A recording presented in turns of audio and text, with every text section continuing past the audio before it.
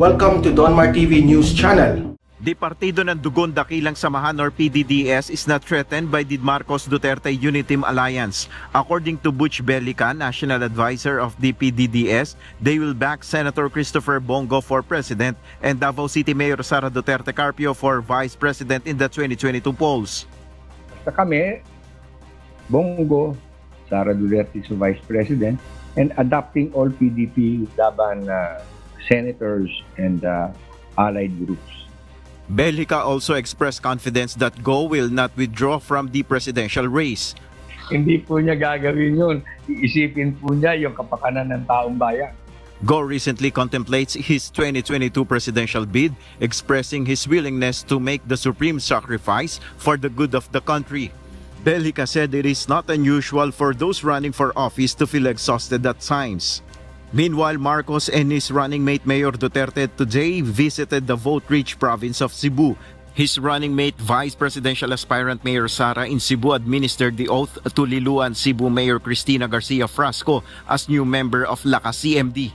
Labor leader Leody de Guzman in Marikina City to support workers who conducted a protest. Manila City Mayor Isko Moreno is in his office to receive 6,600 baricitinib anti-COVID-19 tablets. While Senator Manny Pacquiao visited Bislig, Surigao del Sur, the senator was also set to meet his grassroots supporters. Other presidential aspirants like Senators Panfilo Lacson, Go, and Vice President Leni Robredo has no reported public engagement today. Ay pag-usapan natin itong mga bagay na maaaring makakasira sa ating demokrasya. Alam nyo kasi, sa ilalim ng ating saligang batas, yung kalayaan sa pamamahayag, kalayaan sa pag-a-assembly, yan po ay legal na legal, pinapayagan ng ating konstitusyon. Sa kahit saan lugar, especially sa mga public places tulad ng mga plaza, na talagang din naman ginagawa ang mga event. Pero ngayon po ay dahil mag-i-eleksyon, presidential, national, and local, kaya ako po ay nakapokus sa panawagan sa lahat ng local executive. Kung hindi man nyo ginagawa at may plano kayo, huwag nyo po nyong gawin at huwag nyong ituloy. Kasi po ang simpleng pagharang o simpleng pagkontra sa inyong katunggali sa politika, yung hindi pagpayag ninyo na ipagamit ang mga venue or mga public places na nasa ilalim po ninyo, yan po'y hindi magandang pangitain. Marami po ang pwedeng maging epekto niyan. Hindi lang ho sa demokrasya, kung hindi ho sa karapatan na gumamit ang mga mamamayan ng mga public places na under ng mga office of the local government unit. Kaya ko po ito ay nababanggit kasi nga po dito sa Quezon City, this coming December 8, meron pong malaking rally na gagawin sana dito sa Quezon City Circle. Ang mga Marcos supporters, loyalists ng Quezon City under at sinusuportahan nila siyempre si Bongbong Marcos at saka si Mayor Sara Duterte. At ino-organize ito ni Congressman Mike Defensor dahil si Congressman Mike Defensor ay siya po ang opisyal na kandidato ni BBM dito sa Quezon City for Mayor laban sa incumbent Mayor. Pero nung sumulat po sila at bago nila na sumulat, na-check nila na December 8, holiday, kaya ginusto nila yung September 8. Pero hindi po binigyan ng management ng Quezon City Circle dahil pinapalabas daw o sinasabi raw ng Office of the Mayor ni Joey Belmonte na gagamitin daw ng city government yung December 8 Quezon City Circle. So, simpleng pagharang, simpleng dahilan para huwag matuloy yung malaking rally ng mga Marcos. Hindi ba napakasama niyan? Hindi yan nakakatulong kay Mayor dahil simpleng pagkitil, simpleng panghaharas sa kalaban sa politika. Kaya ko ito tinatalakay kasi kahapon inumpisan ko na itong pag-usapan at iparating sa inyo.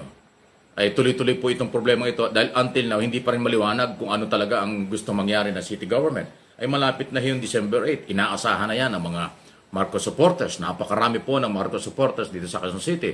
Dahil isa nga ito sa mga baluarte ng mga Marcos loyalists dito sa Mega Manila. Ito yung nangyari din umano doon sa Maynila. Hindi ko nakuha yung kung sino ang may problema ron. Kasi sinasabi ng ibang mga Marcos supporters na nag-rally sila sa Luneta ng 2 weeks ago, sinita rin sila. Pinapaalis daw ng city government. Hindi ko alam kung alam yan ni Mayor Isko Moreno. Pero ang Luneta po ay sakop ng National Park Development Committee. Although under yan ang city government, pero ang nangangasiwa dyan, NDPC. Yun nga, National Development Park Committee. Kung pinayagan sila doon, bakit naman hindi papayagan ng City of Manila? So yan ho, alam naman natin kalaban din sa politika yon. Parang ganoon din dito sa Quezon City. Kaya akin ho sinasabi, nationwide, papalapit na po ang eleksyon. Huwag po ninyong gawin itong ganito. Sa lahat ng mga governor down to barangay chairman, kasi ang mga barangay chairman, powerful po sa kanilang mga nasasakupan. Huwag po ninyong gawin itong ganito dahil hindi maganda ito. Posible nga itong magsimula ng away. Kung minsan nga ho, nagkakapersonalan ng mga supporters. Baka humantumpas sa pas matindi, huwag naman sana. Pag nag-away ang politiko at mga supporters pag hindi pinagbigyan na gumamit ng mga plaza, ng mga public places na ito ay para sa lahat. Kaya nga public sa lahat. Bakit pagbabawalan ng mga incumbent? Kung nangyayari dito sa Quezon City at nangyari sa Maynila, sana huwag mangyari sa ibang mga lugar. Isipin po ninyo ng mga local executive, pakiusap na lang po ito at reminders na rin. Hindi po lahat ng inyong mga mamamayan ay sa inyo. Tanggapin na po ninyo yan.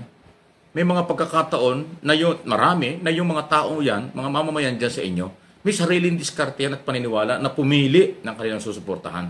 Huwag niyong pigilan yun sa magitan ng harassment o sa magitan po ng hindi niyo pagpapagamit ng mga lugar niya sakop ng Office of the Mayor or Office of the Governor o Office ng Barangay Chairman. Hindi po maganda yan. So, kung ito'y nangyayari yung mga nakaraan, sana po huwag nang maulit. Ang akin hong papel dito bilang mamamahayag at vlogger, pagbibigay lang po ng impormasyon at apila para ho sa tamang proseso at naaayon sa batas at lahat may karapatan at kapangyarihan.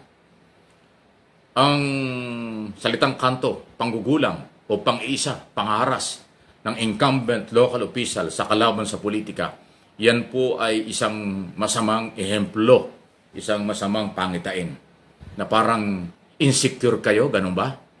Or takot kayo, diretsahan na, sa mga taga-oposisyon kung bakit nyo pinipigilang mag-organisa.